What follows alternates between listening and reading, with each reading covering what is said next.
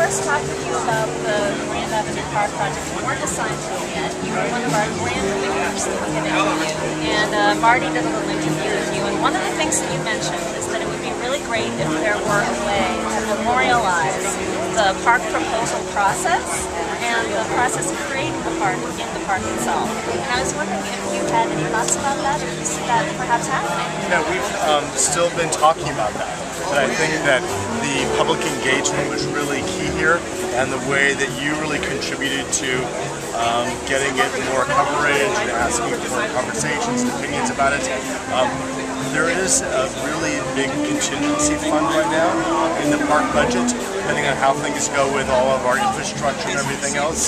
And so I'm hoping that signage and other kinds of ways through media to document that might come in if we get the park production problems. Great. Are you talking partly about some of the state funds that you might be able to get hold of for the state park? funds, I think, are sort of more difficult, more optimistic that might happen. But for the initial base funds, they've really, in a very clever way, I think, sequenced the construction to do sort of the most complicated issues first, to really make sure we're all safe with our budget.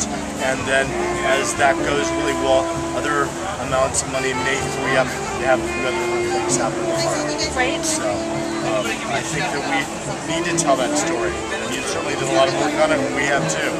Well, it was really exciting to see the range of responses that we got from the public. I think a lot of people were really moved by the responses that we got from homeless kids who live in downtown Los Angeles. Some of them gave us proposals where they actually installed apartment buildings in the park because they needed a place to live. And I know you were one of the people who came over and spent a lot of time sort of sorting through the proposals that we had received from students and professional firms around the world and a lot of these kids. And I was wondering if there's any aspect of the park plan that you're putting in place that came directly from that public input. The first thing that was really important is that the diversity of your input. And so I think this park is really trying to address the diversity of Angelinos. And so that came from literally walking around and looking at all the names of all the people that had commented and given ideas. So that was truly a part of inspiration. A lot of the comments were about plants and water and nature and things, and so that certainly came into the process a lot. We heard through you and others about this little dog park. Yes. So that's become a part of it. And so, you know, the trick is always trying to incorporate as many wishes as you can and ending up with a horse and not, you know, this strange animal. And so we've really tried to, I think, absorb as much as we can and synthesize across it until it's a cohesive thing. And that's probably been the biggest criticism of the park. That I think in the beginning we were so avidly committed to incorporating everything that everyone could possibly tell us that it ended up not being as cohesive as it could. And because the process took a while, we were able, I think, to mature the design and still keep all those things in it, and still have it be about some bigger, clear ideas. Yeah, one thing that Christopher Hawthorne talked about in the LA Times article yesterday was that you were trying to reflect the cosmopolitanism of Los Angeles and its sort of global quality. And I was wondering if you could talk about some of the design elements of the park that reflect that global and diverse Los Angeles. I think there are probably a couple different areas that come through. The first one, which is really easy, is just the programming of the park. Yes. We're spending lots of energy and lots of money building utilities and power and media and all these systems everywhere. So it's really easy to have things like this band that we're hearing in the background.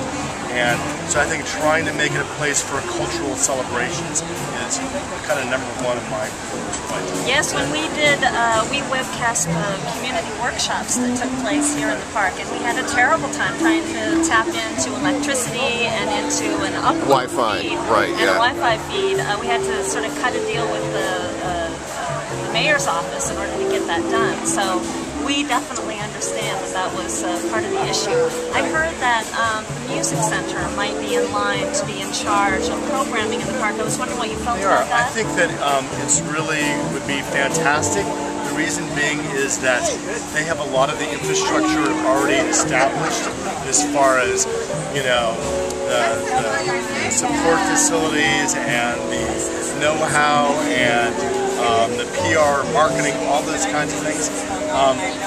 There could be a new institution invented to do that, but just the learning curve to sort of get up to speed and when that can happen would be huge.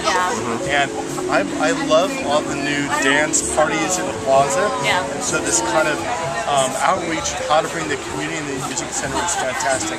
So I think they're really seeing it as that is sort of the gem of the idea that could translate to the entire park, which would really be a people's cultural place. Right.